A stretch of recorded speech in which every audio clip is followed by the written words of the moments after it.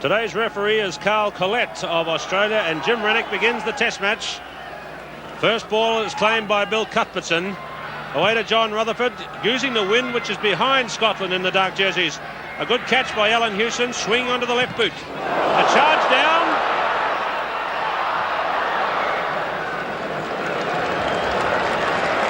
Now a penalty under the posts has been awarded. Wait a minute, let's just see what the referee... It's drop out from the 22. His hand was raised, pointed skywards. It looked like he was going back to the 5-metre mark for a penalty. And so the game begins a bit like the Dunedin test, where they had a bit of a flurry from the kick-off, and a dropout resulted from that play. Alan Hewson, whose kick was charged down. That's Ian Paxton, that's the 22. Well, Scotland have surely fired up today. Jim Telfer, the coach, has got them improving with every game, and today you can see that they know that this is a test match. They've got 80 minutes to prove that they are good enough to beat New Zealand.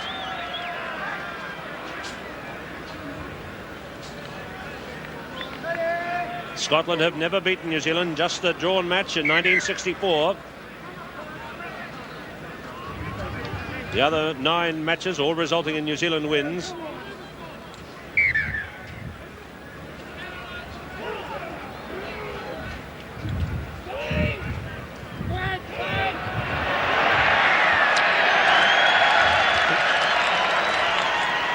Well, he had to penalise him. He wouldn't put the ball in. He was waiting for the hooker's signal, and Carl Collette had no option but to penalise the halfback. An interesting factor about the first test performance by Dick Byers, the other Australian referee, was that there were very few penalties or free kicks from the scrums. And now this is interesting. The Scots showed it practice yesterday. They practiced these shortened lineouts, and here it comes now. If they do what they did at training, it'll go deep over the back. Colin Deans throws, and Hayden won it off them. So it hasn't been a good start for those tactics for the Scots. Defensive penalty for Scotland, but there's big Andy Hayden, who pinched the first one off the Scots throw. Well, in short lineouts, there's not enough players in the lineout to get away with any of your pushing and your shoving, which may perhaps make the lineouts a little bit more difficult for Scotland, because Andy Hayden is a big boy, and so is Hud Rickett, and they have got much more room to jump. There's not as many people around them. So number 8 for Scotland on the left is Ian Paxton. Number 6 at the back is David Leslie. 7 for New Zealand, Graham Murray. Andy Dalton to throw. Hayden up jumping at number 3 in the line-out.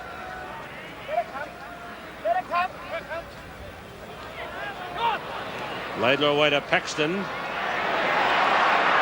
Loveridge made the tackle, lost forward at the 22. Andy Jefford back. Alan Hewson.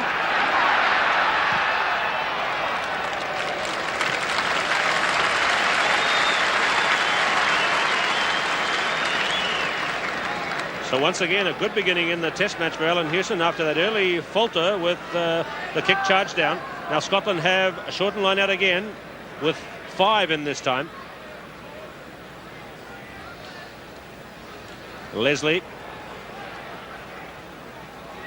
Roy Laidlaw. 2 is Colin Deans, the try scorer from the first test.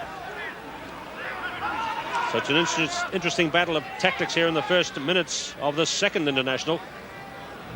Laidlaw away to Rutherford. Yes, trying to run. The intention's there. He left it late in the first test, but that was his first chance to run, and he indicated that perhaps they'll run it.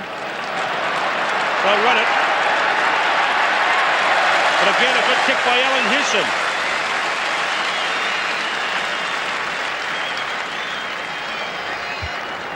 Well, Alan Hewson couldn't kick it out on the full as he's outside his 22, so he kicked it up the 5-metre mark, and Andy Irvin was miles away on the other side of the field.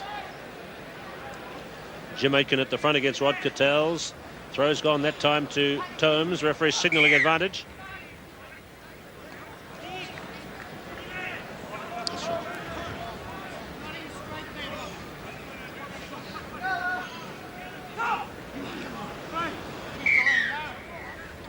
Interesting battle in the scrum last week in the first test match.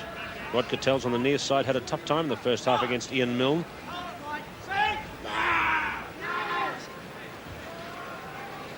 Loveridge away to Doug Rollison. Pressure on Andy Irvin. Good one too. Bruce Robertson wraps him up. And Rod Cattell's jumping right up on top. But that was a very well positioned kick by Doug Rollison. Well, that's the perfect up and under, the Gary Owen, the hanger, call it what you like. It was hung up in the southwester, and it just came down as the moment that Bruce Robertson took Andy Irvin. So it's a loose head in good position for the All Blacks. Time gone 5 minutes. Loveridge off to Rollison. Hewson up. Good tackle by Bruce Hay. Bruce Hay, a very good defensive player, and that's his forte. Made the tackle on Hewson, but still midway, 22 in goal line, Scotland defending. Deans throws. Leslie, Mark Shaw. Struck for New Zealand. Loveridge, Rollison drop kick. Low and flat.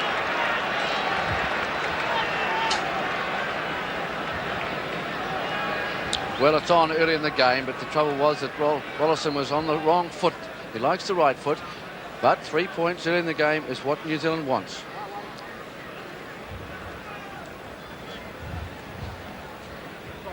This is John Rutherford. 7 minutes gone.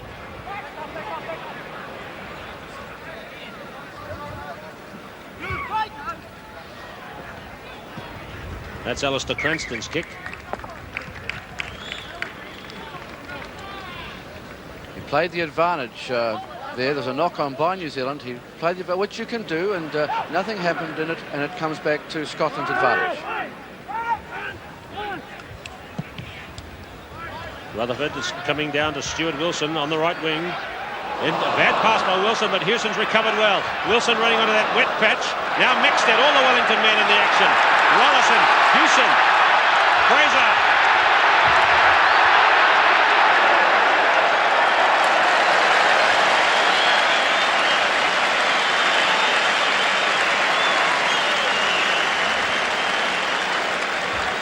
Well, who would have thought an Auckland crowd would have given Fraser a reception like that? They really loved the big Wellington left winger as he sets his sights on Andy Irvin and tried to go right through him. Deans throws down for Loveridge. Finds Rollison well. Jefford left out. Robertson. Fraser in for his Wellington teammate again. Wilson!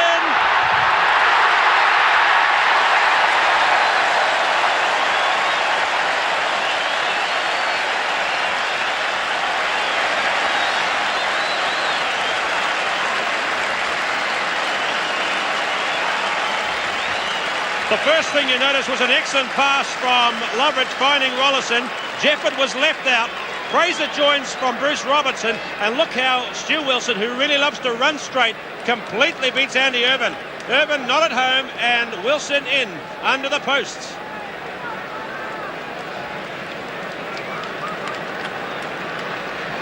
Well, Stu Wilson, as he did against France in 1977, the same thing happened today. But it shows the value of the skip pass and an extra man coming in as well.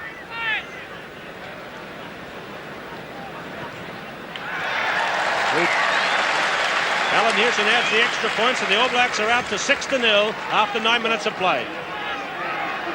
You can see now how the ball is well got out to Rollison. He doesn't take a move. He skips Andy Jefford. Now here's where the action starts with Bernie Fraser quickly on to Stu Wilson off the right foot. He beats two men off his step. There he goes. There's Roy Laidlaw. He beats him. A very bad tackle and right in between the posts. What a wonderful try.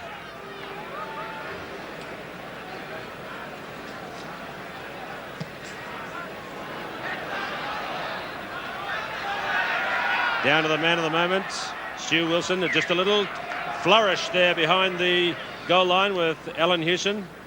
And now it's a conventional drop kick, and Hewson and the Wellington members of the team really coming into the match here in these opening moments.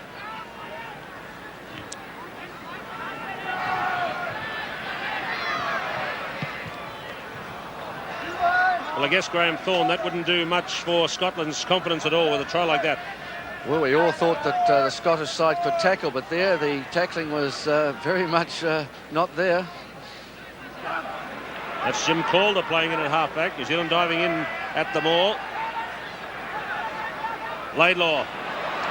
Cranston. Caught by Jefford. Here's John Rutherford looking for space out to the left. Calder.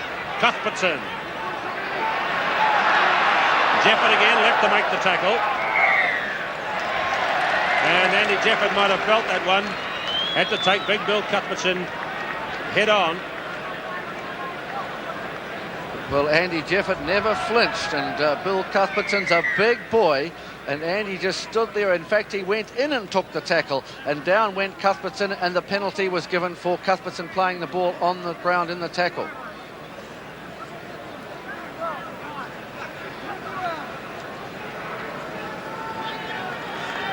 Andy Jefford being attended to. He tells me that rugby's having a real resurgence in the Tokomaru Bay up there behind in the east coast. And here's you'll see Cuthbertson with the ball, and he really sets sail here, and Jefford is left with a very stern task. But he's all right, and Hewson clears the line from the penalty.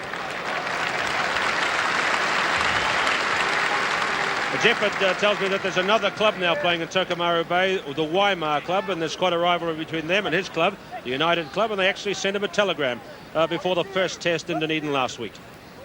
So good spirit in East Coast rugby. Rollison, Jefford left out. That was a good move. Murray from Robertson. Mixed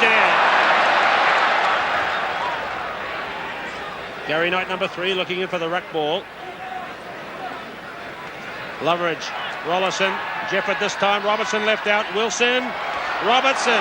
Hewson is still there.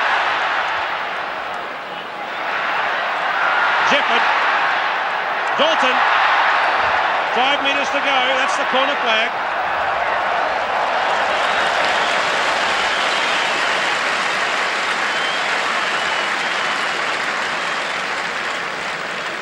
Well, we haven't seen an All Black team throw the ball around like this in the first 10 minutes of a test match for many years, and they're doing it by using the skip pass, getting the ball well away from the action, getting it out on the outsides.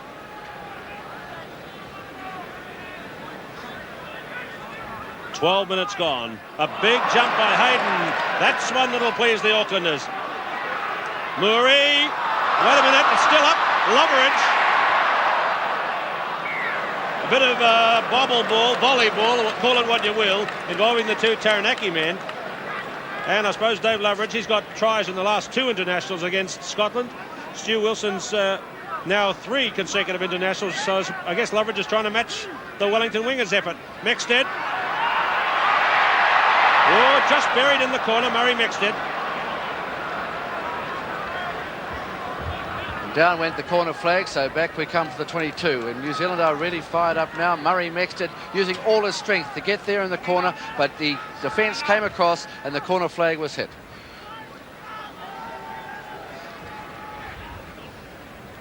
So John Rutherford kicks out. The Scottish team have got big worries with the New Zealand team in this mood.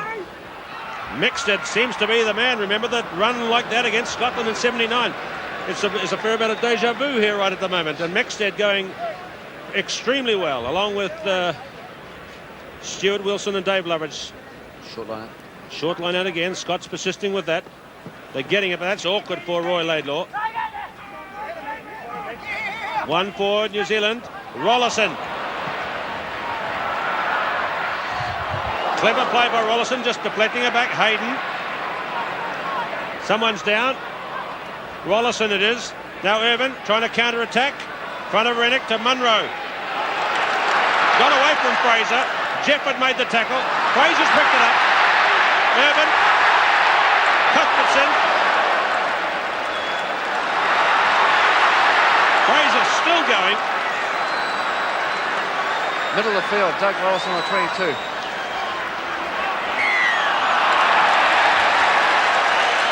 We get a replay of Billy Fraser.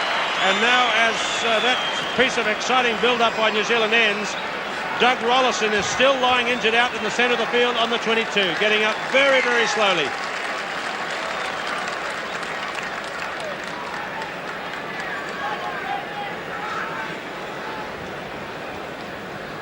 There's the collision which involved Rollison, and down he went. Seemed to fall heavily on his shoulder.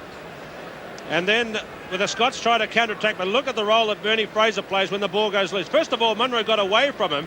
Then Fraser picks up speed, intercepts the pass back, and then in a tremendous display of everything that Bernie Fraser is, he just kept going on and on. Well, I think the thing about Bernie Fraser, you could see it there, was that as the tackler comes in to take him, he bends over. He actually crouches down. That's how he beat Andy Irvin. He then went and beat Bill Cuthbertson because there's a low centre of gravity and he can go along almost at grass level to get the ball off the ground. So Rollison back in the action. 15 minutes gone, first half.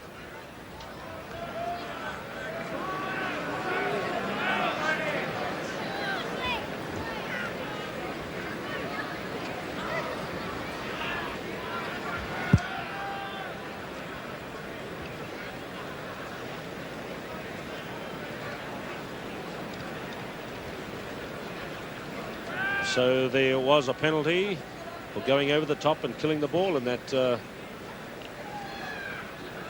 pile-up. Here's Doug Rollison, injured just a minute ago, with a chance to put points on the board for his team.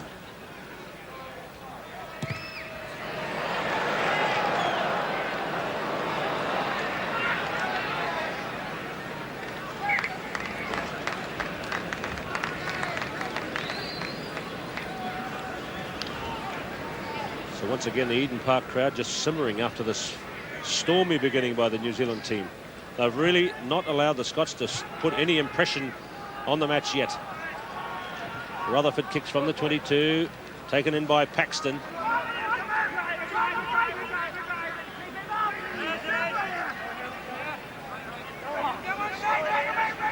Laidlaw. Rutherford, not so strong on his left side.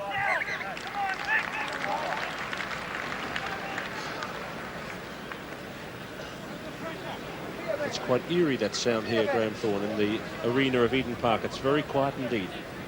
Well, I don't think the crowd can get over New Zealand the way they've started. I haven't seen New Zealand start like this probably in living memory. So Dalton throws. New Zealand leading by 6 points to 0 with a try by Stuart Wilson, his 9th in Test rugby. Now the rolling maul down for Loveridge. Cleared for Rollison. Jefford. Rollison supporting. Bruce Robertson. Good play again with Robertson going out to find Loveridge. Cranston onto him for the tackle. Cuthbertson with Murray. Now the Scots trying to counter-attack. Jim Rennick. Munro. Irvin is right out on the wing. Now here's Irvin away. Kicking ahead hard. Perhaps a bit too hard. Stuart Wilson will have a chance to recover. Well, that's interesting, Graham Thorne. Even though the Scots have been kept well back, they are still willing to chance their arm, obviously. Well, they know it may be the only way that they're going to win this game, because they're not going to win it up front the way the game's going so far. But if Andy can come in on the outside, especially the right-hand side of the field, which is his forte, he can run so much better on the right-hand side.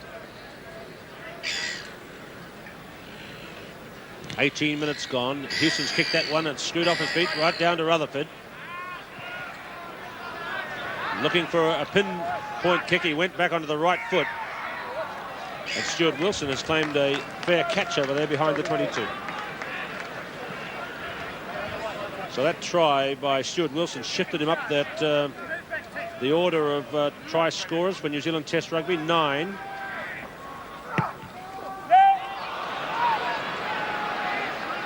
Laidlaw.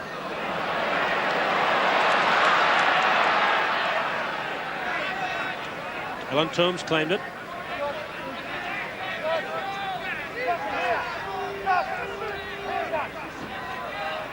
Referee Carl Collette can see it for the Scots. It's coming. It's very slow. Rutherford charged down by Jefford. Deflected, and Houston will go back. That's not a bad kick when we consider that Alan Houston again is a specialist left-footed kicker. And very good thinking by Andy Jefford. When he saw that Rutherford was going to have a drop kick, he changed direction and charged the ball down. Again, Scotland favouring the variations of short lineouts with the deep throw. Leslie palms it down. That's Ian Milne, Laidlaw, Rutherford, Cranston. That's why he's called Crash Cranston back home. Murray trying to kick it through, held by the shirt, and the referee is playing advantage. And that's why that's why the decision goes the way it does. Murray was held back by the shirt as he went through for the loose ball. And the referee is playing the advantage very well. He didn't penalise the Scottish player immediately. He let the play go. Down to Munro. He's kicked it hard. Hewson. Stuart Wilson. Calder and Deans. Gary Knight. 10-metre mark in New Zealand territory. There for Loveridge, away to Rollison. The big wipers kick, holding up in the cross breeze. Bruce Hayes gone back to support Irvin. Wow, great tackle by Alan Hewson. The ball's still in play. Laidlaw, now Rutherford. To David Leslie at halfway. Cranston. Right, it's Stu Wilson who made the blocking tackle over on the far side. So again, John Rutherford showing with his beautiful, elegant moving that he is a danger man in the Scottish team. John Rutherford, the fly half.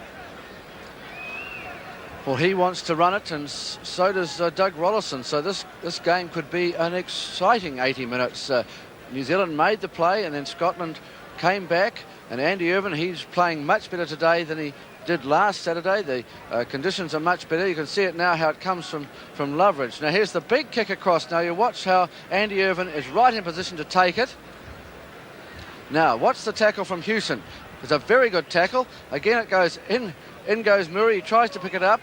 Again he gets his foot to it, and here's Laidlaw, and here's where the action starts again. You watch Rutherford, who's such a beautiful mover on his feet. Chops in, still chopping in. Goes again to Leslie, the long pass over the top, and it went into touch.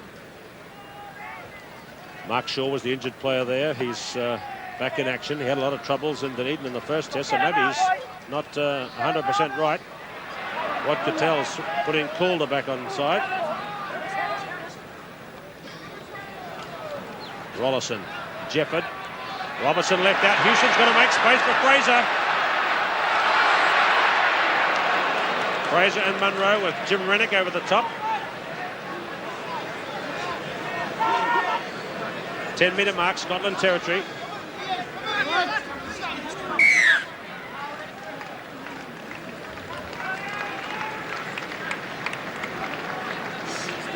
Well, once again, New Zealand were using the skip pass. Again, Andy Jefford and Bruce Robertson left out, Alan Hewson being the man to take the gap and put the pressure on.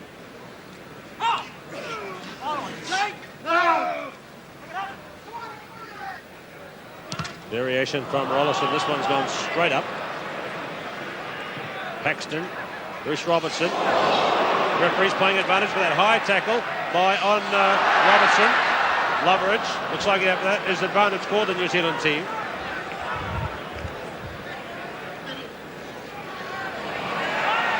Laidlaw. And Rutherford has the ball out. We've been going in this game now for 22 minutes, and so far no penalties at all have been awarded to the Scottish team. Just 2 to New Zealand. So Carl Collette letting the advantage flow, letting the game flow. We're seeing a good spectacle as a result. This is David Leslie. Well, that last maul come ruck was a very tight one. When Bernie Fraser made the dash, he went down, Leslie went on top of him, and the players went in very tight, and he might have been in a very bad position when the weight went over the top of him. You see the ball, there's Bruce Robertson. Ian Paxton gave him one across the back of the head. The good dummy by Dave Loveridge. A little kick off the knee, which Munro got. And if you watch this ruck, it's really tight. There's players in all directions, and that's where the injury occurred. Back to the action. Leslie back in the game. That's Jim Aitken, Rod Cattell's, Bill Cuthbertson and Andy Hayden jumping at the front of the lineup for New Zealand in this game. That's good stuff for the New Zealand team. Just a little deflection. The Calder was through on Loveridge. It's there.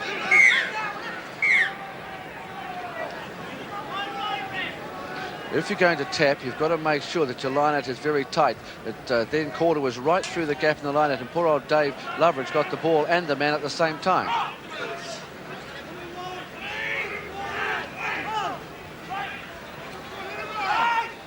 Roy Laidlaw to Munro. They're trying to bring him into the play. He beat Nexted's tackle. Leslie trying to go through Fraser.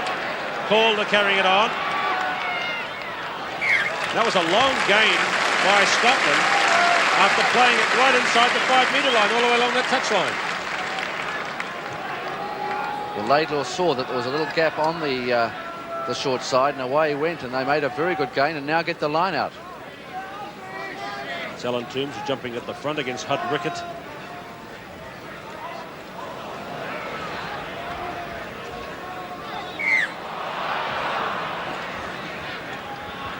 Blowing in the wind, throw in. 6 points to nil, New Zealand lead. A try to Stuart Wilson converted by Alan Hewson.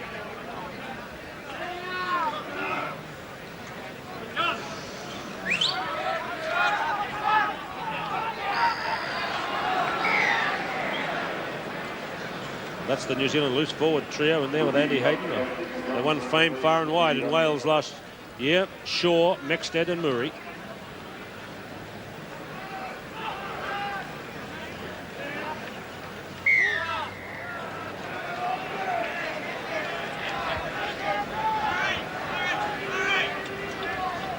So that's one of the rare scrum penalties that have gone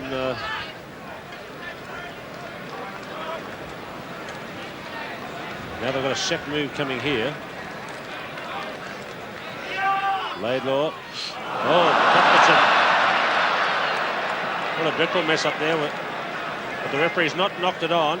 He says it came off, the referee made a gesture just to show that it came off Cuthbertson's chest. So play goes on.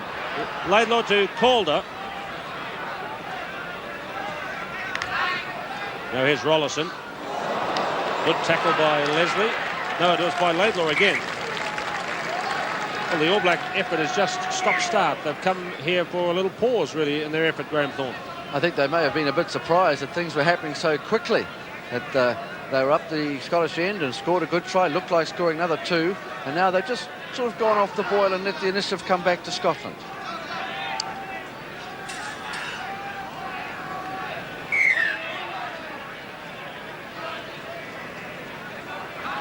.25 minutes gone in the second test. New Zealand leads 6 points to nil.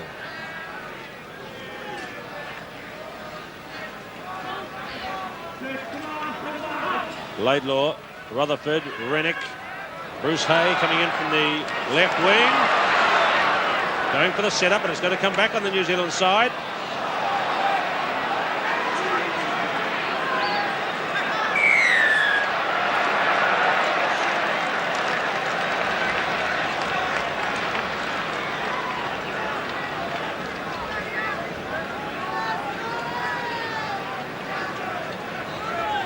So nice move involving Bruce Hay from the left wing from the Scottish team. They've got the put in there. Roy Laidlaw. And that is a penalty to Scotland for the collapsing of the scrum at the front rows against New Zealand. Principally against Gary Knight, I think. Collapsed on his side. And this is a real scoring chance now for Scotland after 27 minutes of play.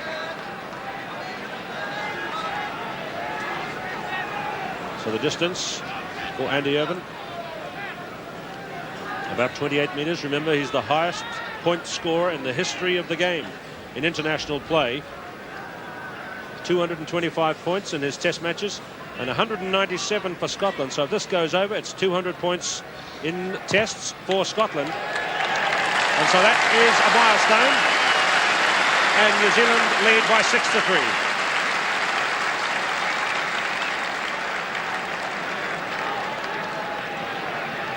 Andy Irvine's been sitting on 48 points after that brilliant burst of scoring in his first 2 appearances, getting 24 in each. He's been sitting on that 48 for about 4 games now. That takes him to 51 for the tour. So I think now the interest will be in the immediate moments ahead whether New Zealand can get back and dominate again. Hewson kicks to Tomes and Hayden. Hayden got there first. Came off Cattell's hand. The referee is playing advantage for Scotland there after that knock on by Cattell's. They've got it. Laidlaw. Rutherford, the gap a mile wide. He's through. Space for Rennick. Halfway for flashing Jim Rennick. A good kick for Hay and Irvin.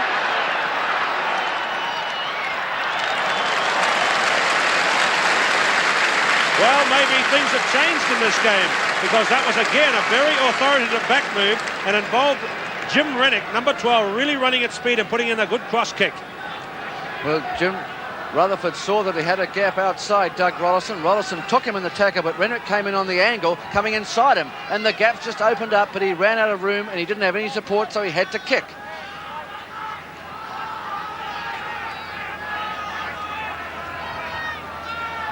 "15 metres from the New Zealand line, taken by Hayden. He's just got that front of the line out controlled. Paxton took Loveridge out. He's looking for the referee.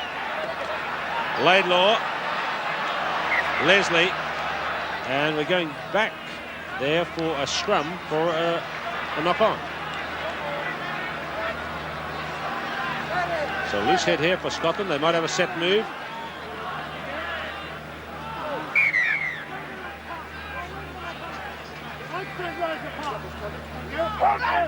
They might have something on involving a crash ball with Cranston, the inside centre. Let's look. There he goes. Caught by Murray. A good straight up head-on tackle. Laidlaw.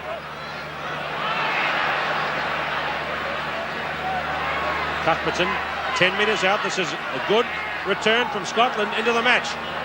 Rennick with a drop kick. And that's a goal.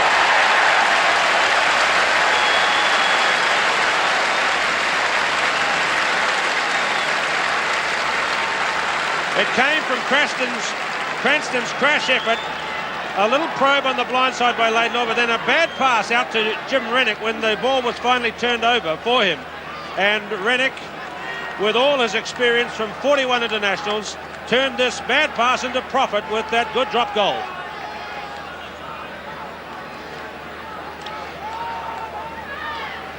So, from a 6-0 lead to New Zealand in the early stages after 8 minutes, Scotland have done well to level it up with that penalty and the drop goal. And a fine kick there by, once again, John Rutherford. Well, the number of times that points can come from a bad pass or a mess up in midfield. There was a bad pass by Laidlaw, which went straight past Rutherford, and Rennick picked it up and drop kicked the goal. So Dalton throwing, New Zealand ahead in the line-out count by 9-3. That's one for the Scots, and a penalty. Lifting on Alan Tomes.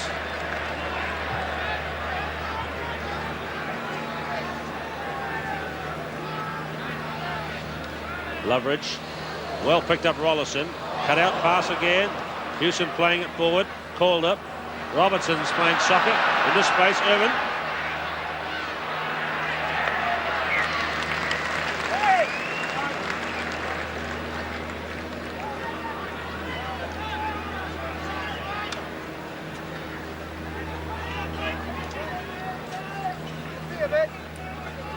12 metres in Scotland territory. Leslie's still off the back with Murray, but Hayden up front, getting the dominating factor. Next step.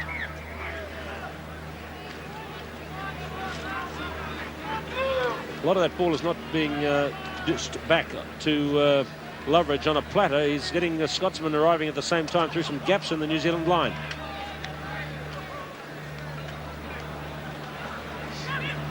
Calder lost it forward. Advantage applying. Jefford left out. Fraser again. Bruce Robertson. Murray. Dalton. Now the New Zealanders trying to turn it over. There's Mark Shaw.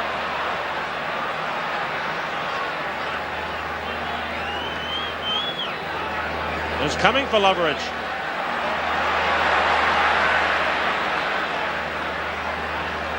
Goal line about 5 metres ahead. Rollison, Jefford, Wilson, Robertson kicking through for Hewson.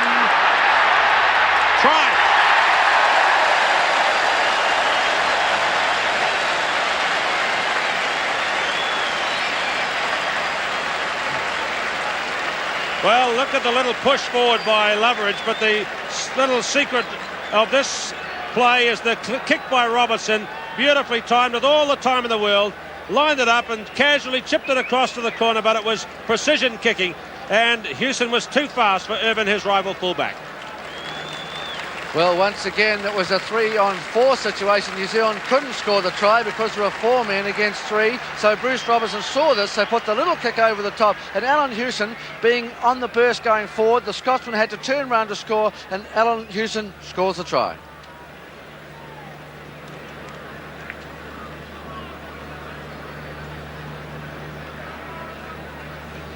Hewson attempting to convert his own try.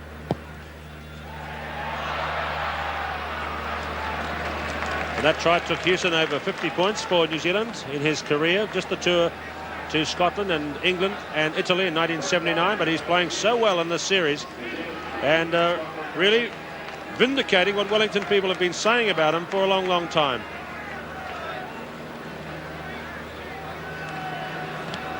So it's 10 points to 6 with Hewson's try unconverted. And that's Rollison kicking back to touch up near halfway. Man who played his first match for New Zealand for the All Blacks in Uruguay back in 1976.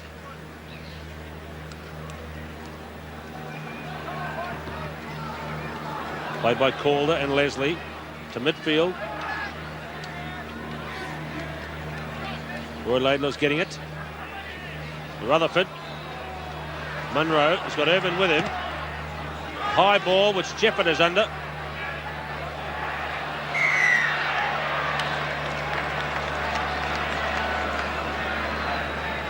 Offside play from the kick ahead.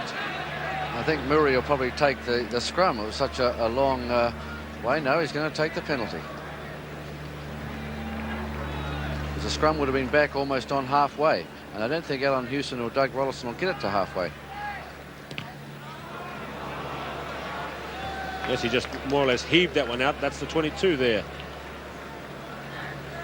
But Doug Rollison going pretty well in his first match for the All Blacks in New Zealand and as a first 5/8.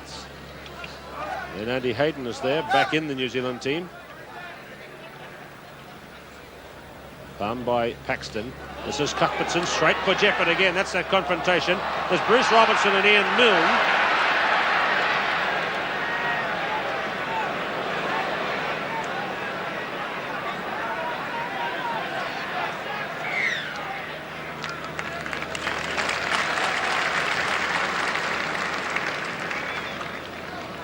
Ian Milne, this is the man, oh, that's Jamaican, the front row prop forward.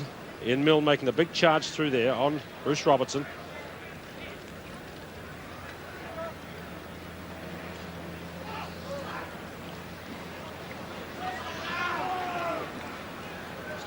Next set off to Loveridge. Low and flat and into touch, a good game. Just in front of Andy Irvin at halfway.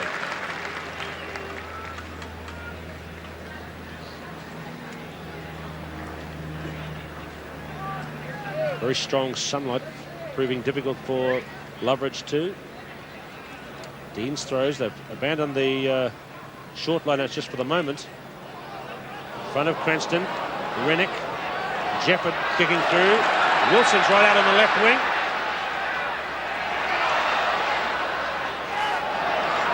Mark Shaw, Murray, pops it up. Right near the line and kicked out, but looks like it's the knock on. Good support play there by the New Zealand team. This is what's been so great about the New Zealand team today. They've backed up the man with the ball, and as the man's gone down, he's turned and tried to get the ball up to the man following through, and that was a perfect example there. When Murray went down, he held the ball. 2 minutes to go to half-time. Defensive scrum for Scotland. Shaw, Laidlaw was very slow there.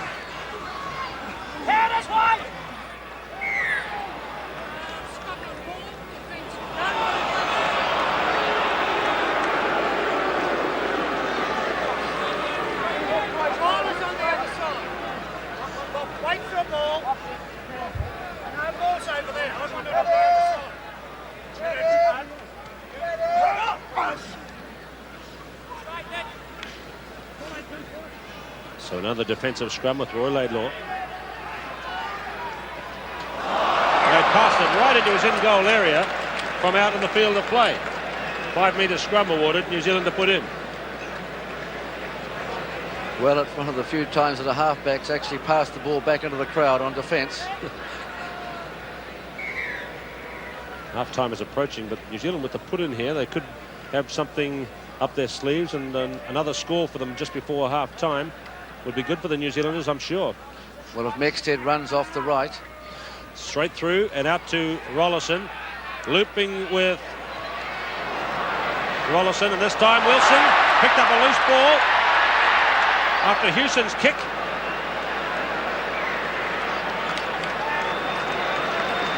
And so New Zealand have got another chance. Again, good play by Stuart Wilson, showing tremendous ball skill out there on the right wing. We can see as it comes along again, the All Blacks doing the round the double. Now see Andy Jefford goes the other way to give the ball, and as Bruce Robertson did it just a moment ago, he pushed the ball through. Munro is back on defence. Now watch Stu Wilson, how low he is to the ground as he's going along. He actually isn't tackled, so he can keep on going. The ball actually touched the ground there, but he was still a metre short of the goal line.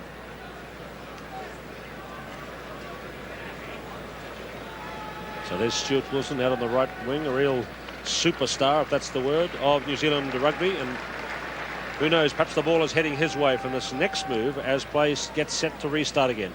Right on half-time with just a few seconds to go. Maxted Loveridge. Oh, the pass was deflected. And Wilson was free and hanging loose out there on the right. The All Blacks had a two-man overlap. The try had to be scored, and then a Scottish hand just got in the way, and the chance was lost. And there's the first chance in this Test match that's been lost by New Zealand.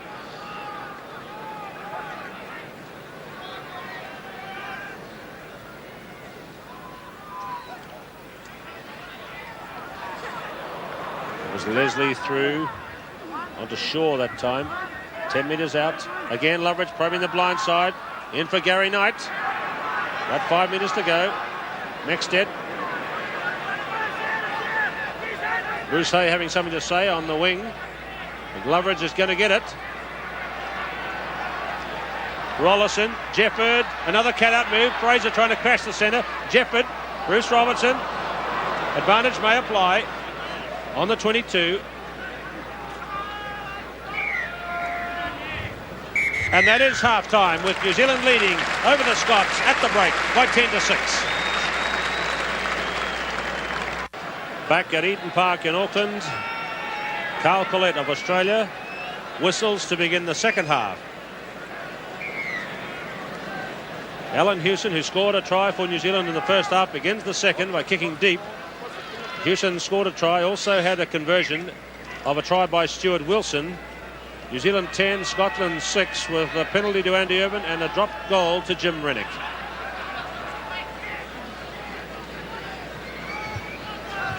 So close enough for Scotland to be encouraged, even though they've conceded 2 tries in the match.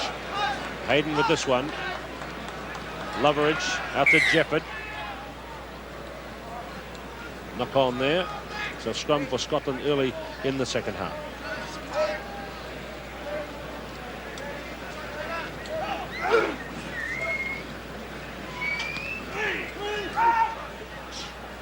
Rutherford just kicking over the New Zealand backs. Hewson taking it on the fly, trying to get clear. Advantage being played by referee Collette. Knock on. Very good, the referee so far today, for indicating that the advantage is being played by putting the arm out as he has it there for the scrum. But if you watch during the play, if you see a knock on, look for the referee if you can see him, and if his hand is out, you know that he's actually playing advantage.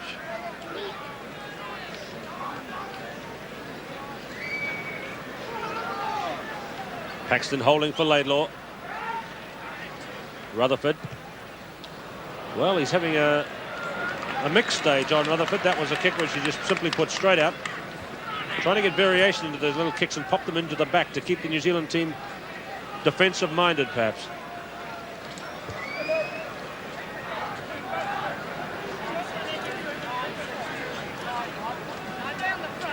Lineouts in the first half favoured New Zealand by 11-5.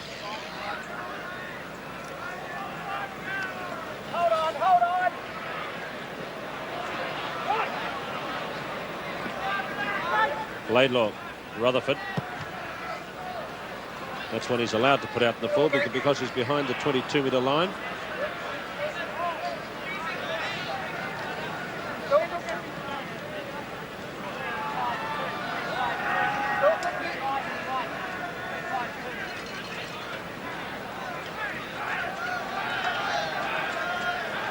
Mixted and Paxton.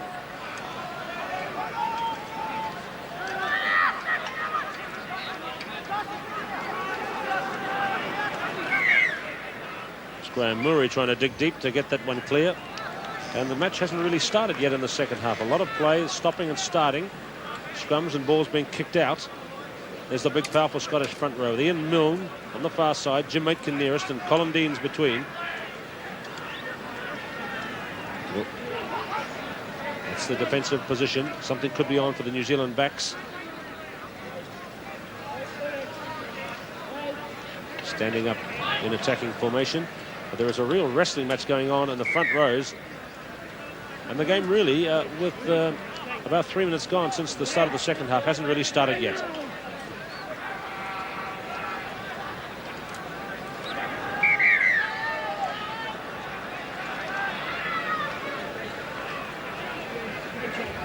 There's Gary Knight on the near side with Jim Aitken.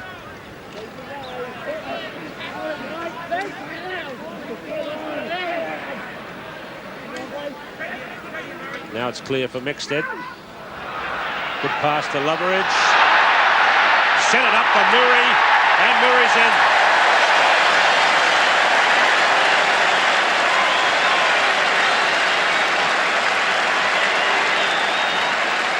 And it's so easy when the lefto is, it's called the number 8, gets the ball and makes that extra man. Now Loveridge sells a perfect dummy, which fools Paxton completely. He's got the fullback in front of him, Murray inside and Hut-Rickett. It was a 2-3-4-on-1 situation. Murray, all he had to do was run to the line and force the ball for a very easy and simple try.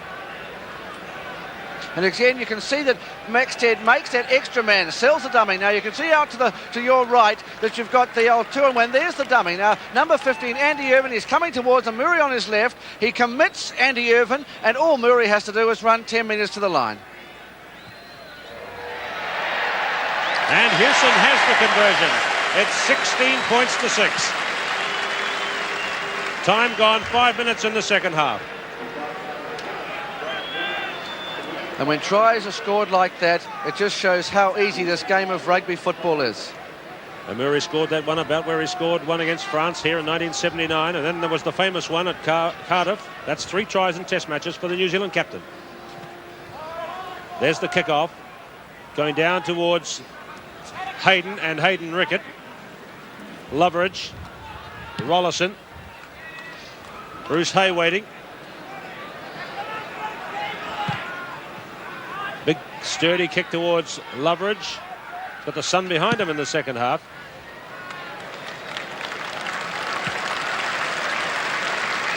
Well, in test matches you have to get the ball out. Bruce Hay had no option but to try and keep it in, but it should have made touch the first time.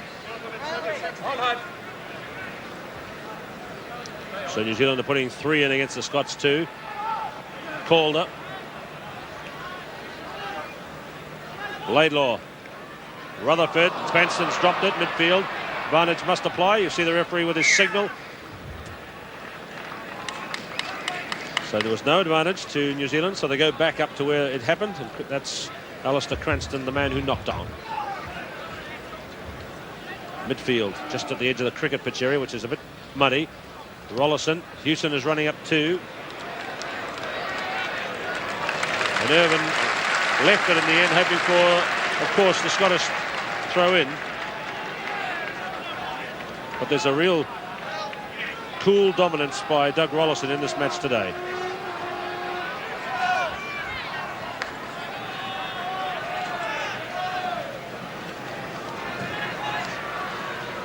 Bruce Hay. Good kick by Hay.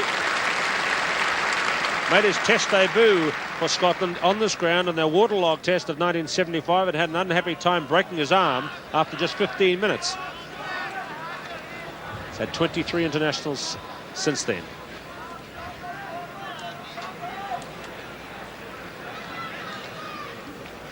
Dalton, the short, slower one to Hayden. People in the stands clapping the good two-handed catch. Loveridge high. Hay underneath it from the fullback position. Jefford there.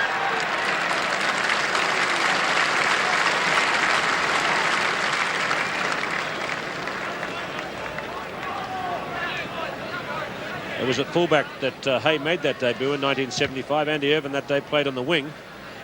But when Hay went off, Irvine went back to fullback.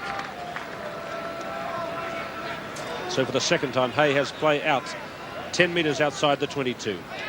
16 points to 6, 3 tries to 0. The Scots have been brave and very good for some periods of the first half, but they've conceded 3 tries, and that's the story of the game so far. New Zealand taking the chances coming their way. Called up.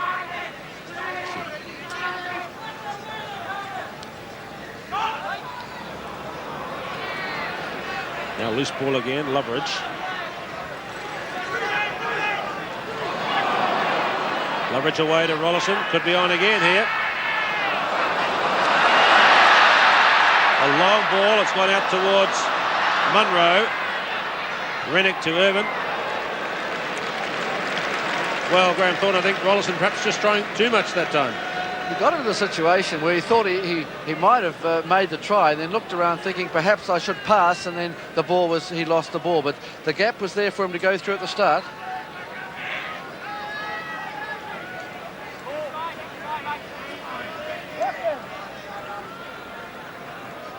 Nine minutes, second half. Dalton again, the slower one to Hayden. They've got it all worked out. Some of them are fast, some slow deliveries. Shaw to Murray, 22-metre line. Loveridge, again the dummy.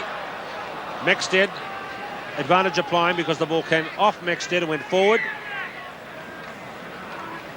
Well, playing number 2 as it is in the line-out and number 4 is a completely different position. At number 5, it's a long throw, usually looping over, where number 2, it's closer, and you can have different throws, variations on a theme. Roy Laidlaw running. Irvine up. Mexted and Munro. Good bit of skill there by Mexted to pick it up off the grass like that. Here's Jefford. Got it again. The ball's out. Well, Jefford making the most of limited opportunity. The play carries on. It came off Hudrickett.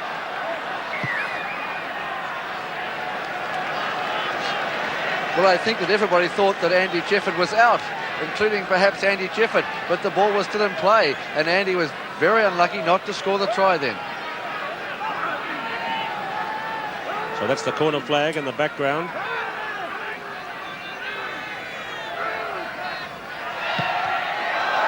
And Irvin's kicked that one out into goal, out in goal. So they make a lot of the fact that Andy Irvine hasn't played well against the All Blacks in his 9 previous internationals against them, and I think that really continues today. He's not having a good one, the Scottish captain at fullback.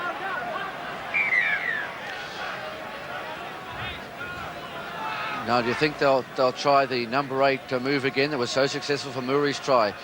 Perhaps they might take a charge from Mexted going to the right. It's coming out into the backs. It's a move on for Bruce Robertson. Just a crash one. Down and up again for Loveridge. Jefford. Wilson. Hewson up. Wilson. 2 for Wilson today.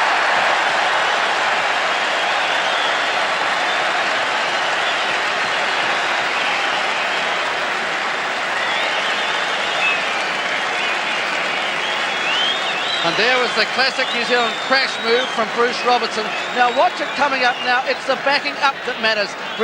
Stu Wilson gives it to Hewson, but he follows up, you see, and gets the inside pass and has got the channel to go down to score the try.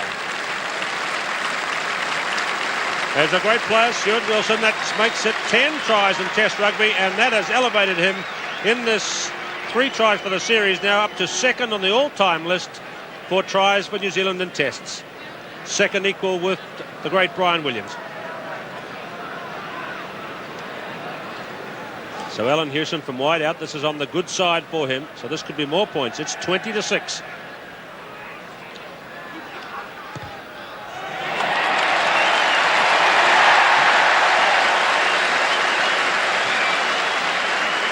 We can see now on the end on replay. Watch the following up. There's the crash coming in now. You'll see that New Zealand, Doug Rollison's in it here, but it goes to your left. And watch the following up here now as the ball goes along. There's Alan Hewson coming in on your right to back Stu Wilson up as he does in the Wellington team. And there's Stu Wilson still on his feet for the inside pass. There's the line ahead of him for the try. So from the kickoff down to the ruck.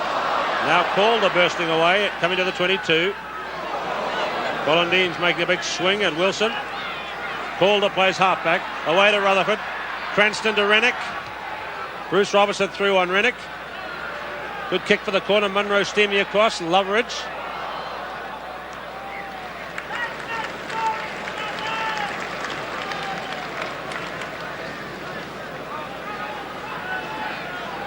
So last time the All Blacks played Scotland here, they got 4 converted tries. 4 tries today for New Zealand. 22 points to 6. 13 minutes gone, second half. Roy Laidlaw.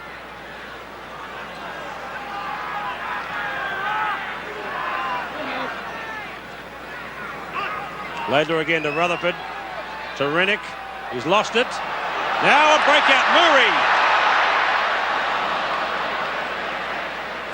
Dalton. Rod Cattell's is number 1. Murray standing off. Maybe Graham Thorne, that could have been big danger for Scotland if Murray had elected to come towards us here instead of going towards the far touchline. Yes, he was running on the angle to the left and he couldn't quite change and go on the right. But the thing was that the Scotsman tried to do the same move that New Zealand did, the old double round, and they got into terrible trouble.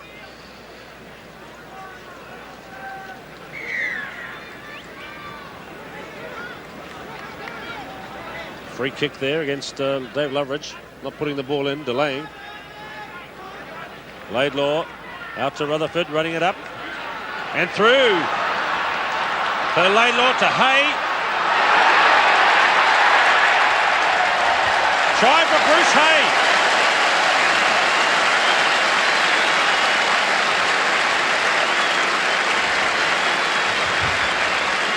Well, the All Blacks sat on that one a bit. It came from the quick tap kick. Rutherford up and through the gap. And then look for the clever piece of work by Laidlaw in support. Bruce Hay looming up and Laidlaw's little switch. And Bruce Hay scores one for Scotland while the All Blacks were having a little nap in this second half and put Scotland up to 10 with a conversion that's now 22-12. Well, New Zealand have to tackle. You see how tap kicks don't bring tries that often in a test, but Laidlaw was quick. He passed across, and you'll see how the tackling. Murray misses Laidlaw. Now watch the inside pass. Now if you'll see Bruce Robertson there, he flicked it inside to Bruce Hay, but Bruce Robertson was left groping no thin air, and Hay was over between the posts as he ran round to score the try. So Irvin converted. It's 22 points to 12. 4 tries to 1.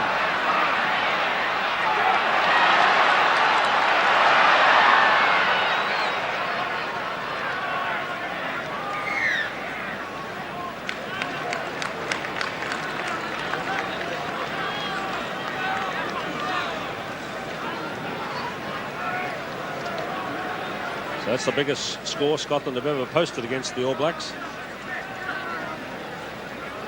Still 10 points in arrears. That really did catch the New Zealand team asleep. Down to Bruce Hay, the man who scored the try, his second against the All Blacks in tests. Hewson.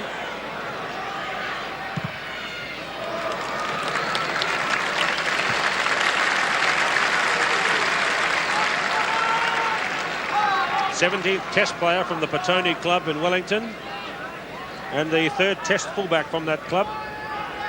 The others being Jim Ryan and Bunk Pollock. Although Bob Scott was a Petone man, he didn't play Test rugby for that club. Just a little bit of light rain falling. Scotland coming back into the game up to the 22. And a penalty now for Scotland. If they can get points here, they're looking a bit more likely, as they will attempt, no doubt, to close the gap. Well, they still have to score twice if this penalty goes over, but the game has been one of ups and downs, and New Zealand looking like they're going to run into an unassailable lead, and suddenly Scotland have come back, and it looks like they could score 9 points in 2 minutes and make this a very interesting ball game. Time gone is 17 minutes in the second half, so there's lots of time left for the Scots, so Irvin can take his time here, make sure of this one. He's kicking across the wind, and as you can see, light rain is now falling. One of these showers that have been around Auckland in the last few days. Andy Irvin. And that's closed the gap up now to 22 points to 15. Penalty goal for Scotland's captain.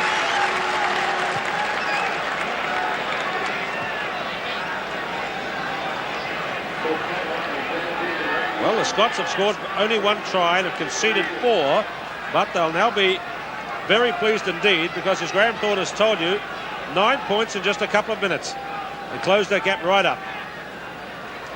Hewson kicks off. Taken by David Leslie. Laidlaw. Rutherford.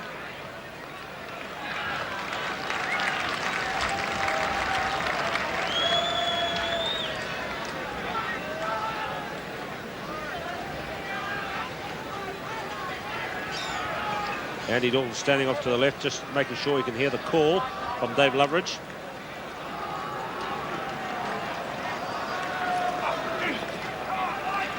Getting through on Loveridge again. Laidlaw. Rutherford.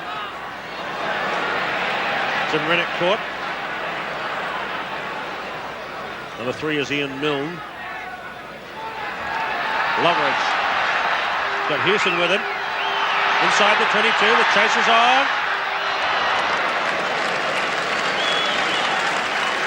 So the New Zealanders stunned by that. There's the quick throw in. Just near the line.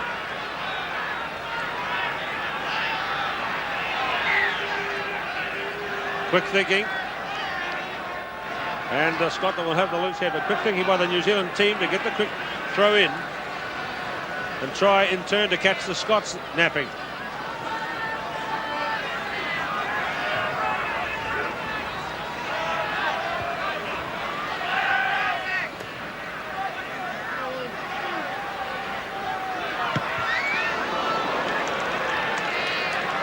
Down to Alan Hewson. Will try to swing it in with his left boot. Still in play.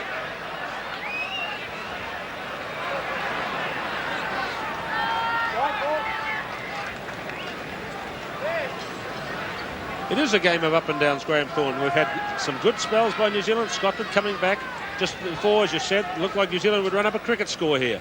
But now Scotland have closed it up, and the All Blacks are now coming back at them. They're trying to play down in the Scottish 22. They're trying to put the ball down there, and it's working. Bolton throws. Rickett getting highest that time. Aitken, number 1, away to Rollison. Hanging high, not really a good one, but it's gone to Leslie. Now Irvin to Rutherford. Beats Shaw. Space for Munro, but he was out. Well, Scotland are not scared to run the ball from that kick that was a little bit astray. They got the ball. David Leslie took a good catch, and then away went Rutherford, and that could have been dangerous on the right with Munro. He's got the pace.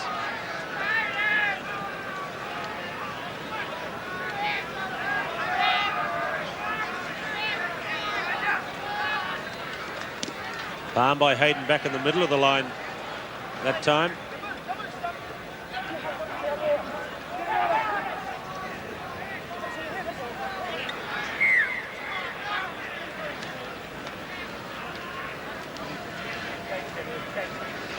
There should be something on here for New Zealand. Another skip, perhaps. They haven't been skipping much, the All Black backs. Missing out Andy Jefford. This could be where it's on. Hewson coming in from fullback. Jefford left out, Hewson is up. It could be 3 for Wilson. Caught that time by Roy Laidlaw.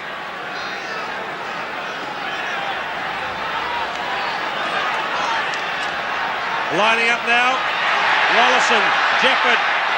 Intercept by Munro, and he must run away. Fraser chasing.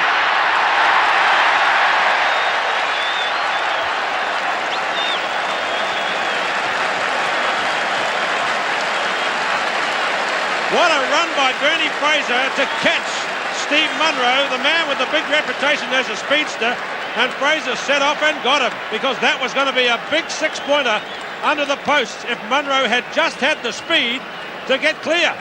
Look how much room he had, and look where Bernie Fraser had to come from to catch him.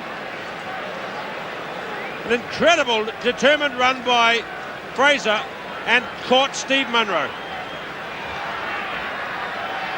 So, the fluctuating fortunes of this game continue, with Scotland bursting back there with that run by Munro, and now Calder leading with another, up to the 22. Rutherford out towards Munro again, but Irvin is there. 10 metres out from the New Zealand corner flag.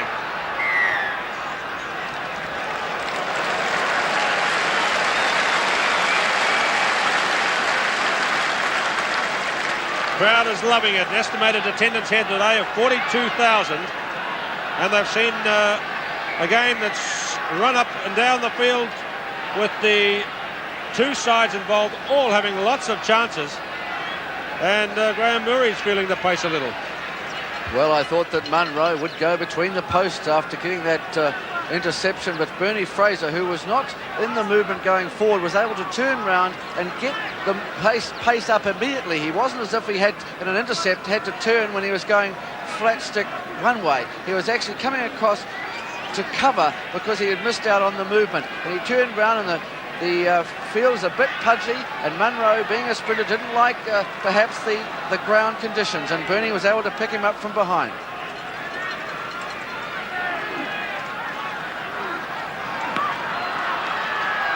That's a good move involving Munro again.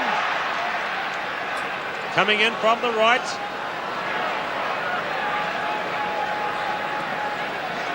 Laidlaw running wide. Leslie inside him, just short of the line. That's David Leslie, number 6. It's there for Scotland. Deans. Rutherford beats Hewson. Irvin. Rutherford. Paxton. Is that Irvin? But no, the whistle's gone. It was Jim Calder who took it on. Well, there was no way through, but over the top, really. They popped the ball up and down various passes, but the All Blacks were packing into the corner.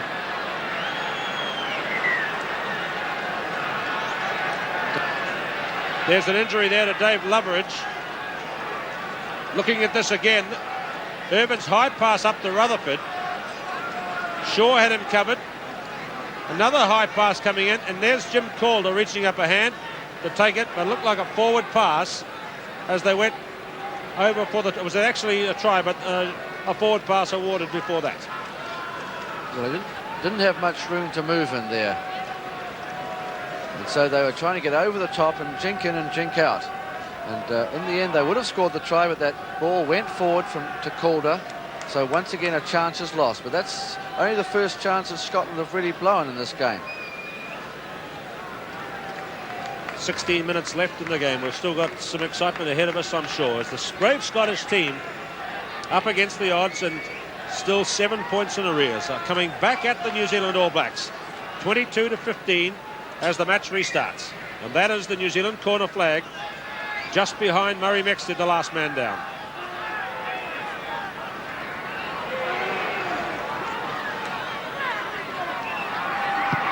Wallison.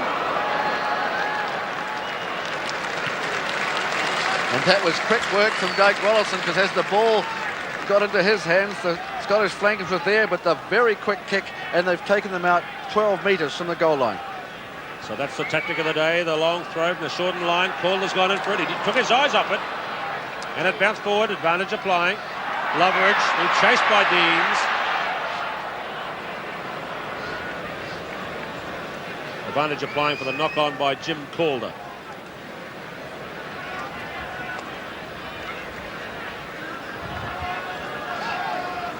Well, they're all here today at Eden Park, and I'm sure the birds are enjoying it too.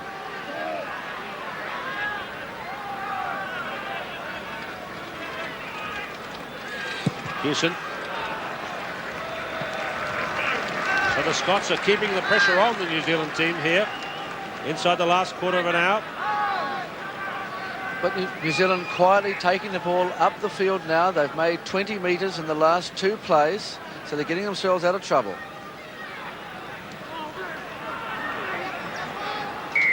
Graham Murray, I think I heard his voice in there with Leslie all over the top of him in the throw. There have not been a lot of penalties in this match. That's just 4 penalties and free kicks to New Zealand.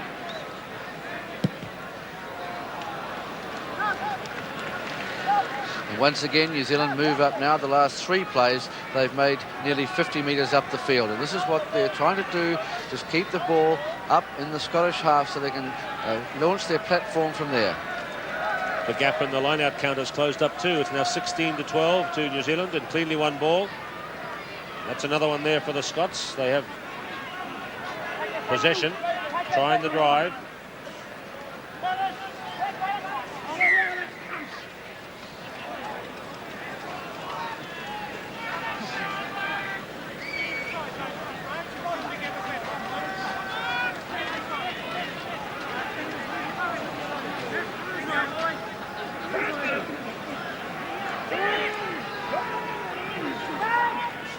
Laidlaw, Rutherford running back line, Cranston.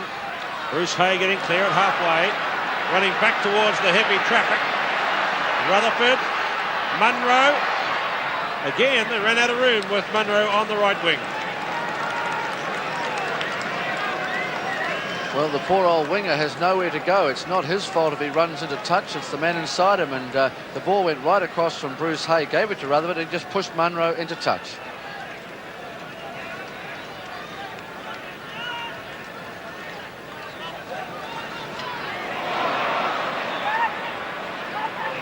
Leslie again. Deans, caught by Rollison. That 22-metre line looming up. They've got it away again. Rennick, Jefford, big Ian Mill crashing into Bruce Robertson.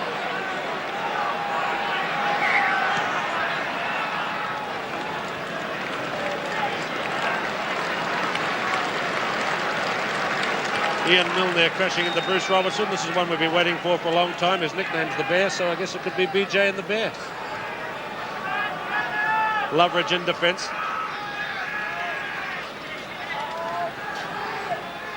Rollison.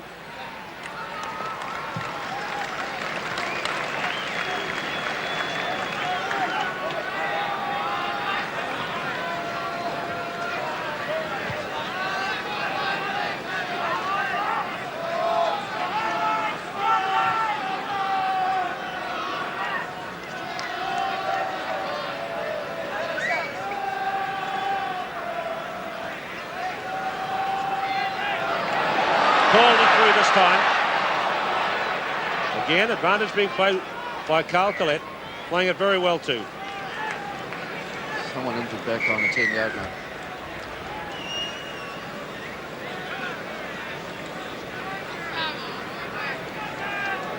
Injured player back in midfield.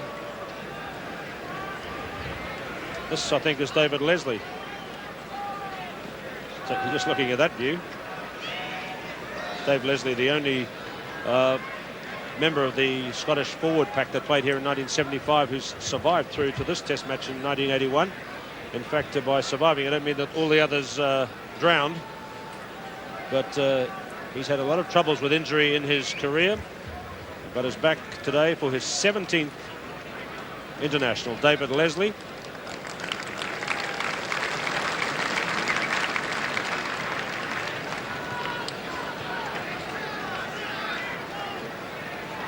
Ten minutes to go. Rollison kicks. Bouncing into space. Wilson coming through. Got the bounce. Hewson.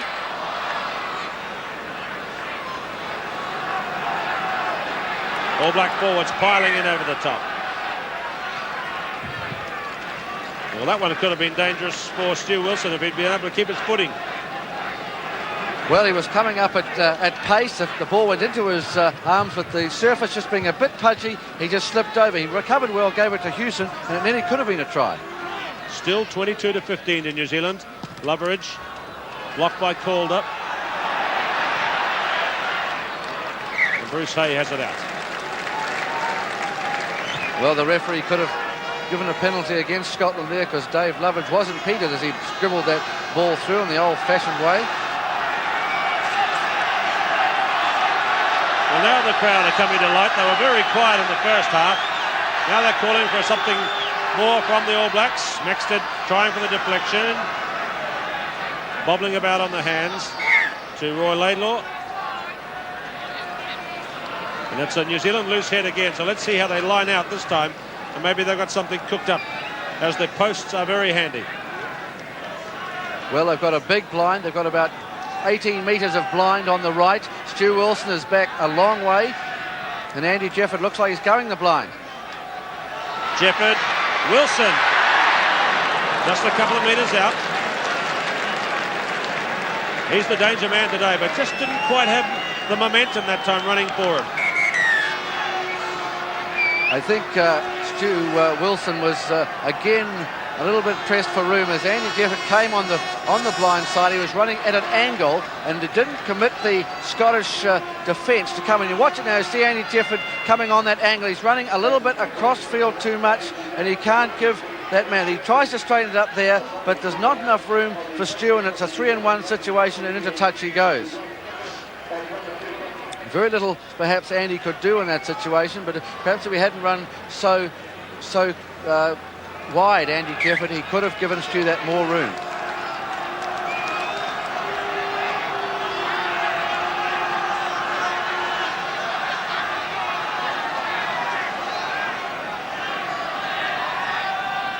Rickett getting high, but it just went over the top. Goal line there. Now the Scots have won that one. Rutherford. And Rutherford has it out.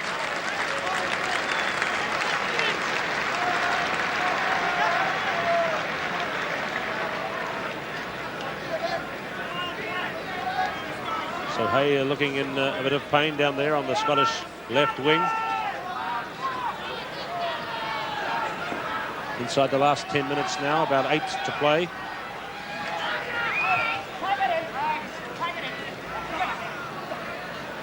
Loveridge away to Rollison. Again, the cutout pass past Jefford. Wilson coming in. Beautiful play to Robertson to Bernie Fraser. Bruce Robertson again. Jefford chases on here. Wilson chasing through.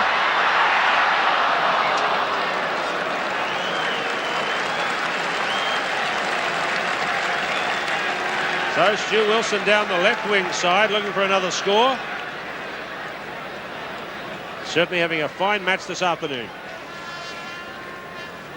Back to the kickoff from the 22. The Scots have brought their forwards right over to the near touchline again for Rutherford's kick out. Taken by Hayden.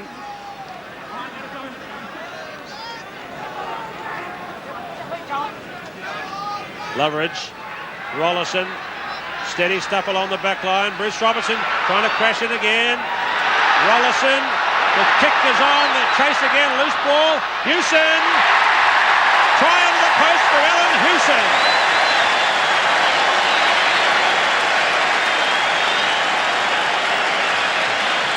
Here's how it happened along the back line. This was just sort of upright passing here. And then Bruce Robertson hit his pass at speed. Got the breakthrough a little untidily. Rollison next to chip through. And then the Scots defence was confused. And look how the ball pops up and bounces for Alan Hewson. Nice little hop. And he's in under the post.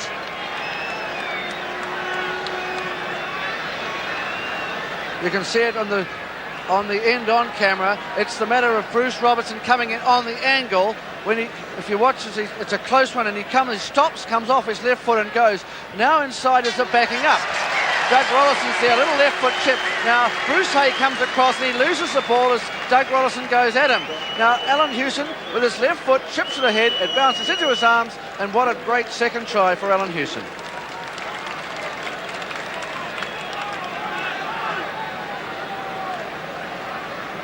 So Wellington dominating the scoring today, with Hewson converting his own try, his second today. 5 tries for the All Blacks, 2 to Stuart Wilson, 2 to Hewson. Here's Cranston to Laidlaw. What a couple of good switches there.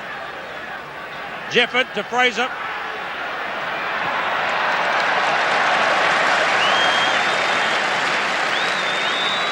Well, you can't say there hasn't been excitement in this test. There was the ball going up and down the field, Scotland making a tremendous move with scissors and double scissors, and then New Zealand getting rid of the ball up back to the 10-metre mark. Penalty for lifting against the Scottish team.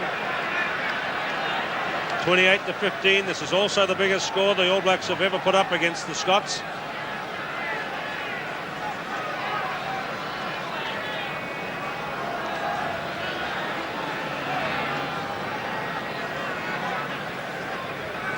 Five tries to 1 for the New Zealand team.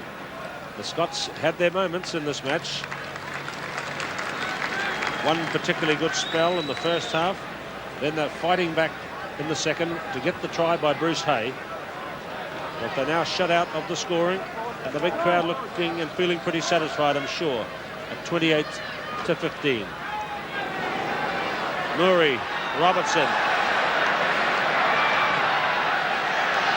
Down to Irvin. This is Rutherford. Good running. Wilson is taking it off Irvin. And it's 3 for Wilson.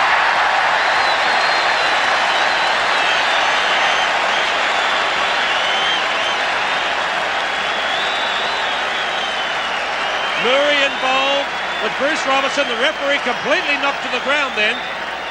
He got up. Saw the chip through by Rollison. Now the Scots players appealed to the referee here. Irvin and Rutherford. Rutherford almost allowed to jink away. But I don't think they can be too much bother about that. It deflected down onto the ground and ahead, and Wilson just touches it for his 3rd try. What a great day for the flying Wellington winger, Stuart Wilson. 1 try last week and 3 today.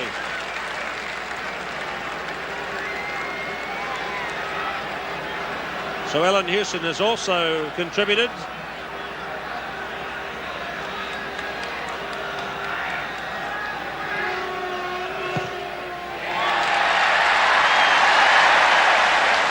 That makes it 34 points to 15 and 6 tries for the All Blacks. Well, once again, it was Andy Irvin who got himself into all sorts of bother. The ball went loose, and all Stu Wilson had to do was kick it through. He towed it quite a way through towards the dead ball line, but he had all the pace in the world, and one hand try.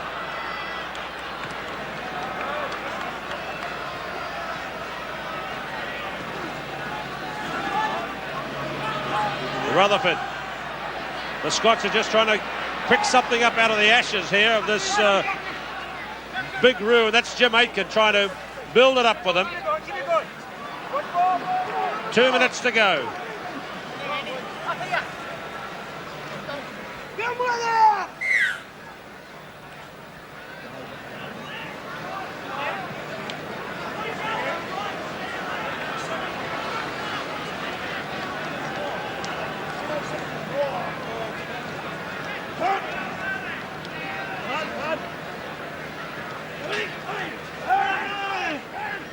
Well, Wellington players have contributed 30 points today for the All Black performance. 18 for Alan Hewson. And there could be more. Wilson through. Fraser.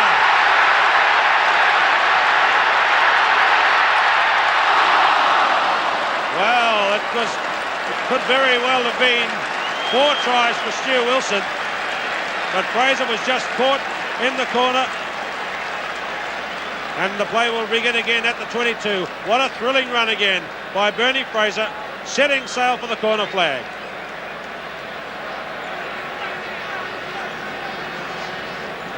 So the Scots have taken a quick one. Rutherford up to Loveridge, the cricket pitch area, which is a bit slippery. Andy Dalton.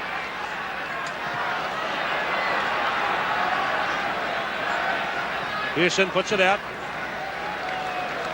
Time is showing very close to full time in this memorable match by the New Zealanders, and they have scored 6 tries.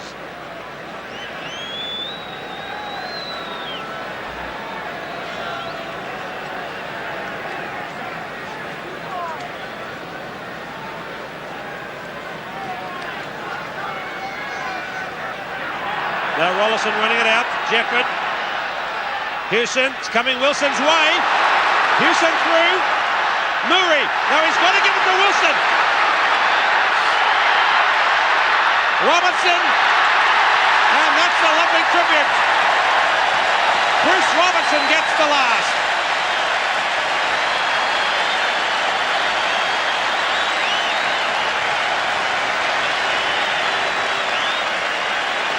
I guess we'll never know, but it looked to me as though Wilson could have scored that one himself, but instead he switched it out to his touring and All Black colleague Bruce Robertson, and he ran the try, which is something of a rarity for Bruce Robertson in Test matches.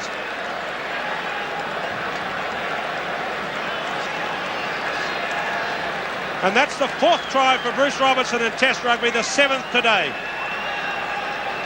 Now this is the biggest score ever put up by the All Blacks in a Test match in the long history of the game in New Zealand. So this kick by Alan Hewson could see a new record number of points for the All Blacks. 38 points to 15. They've had 38 before twice.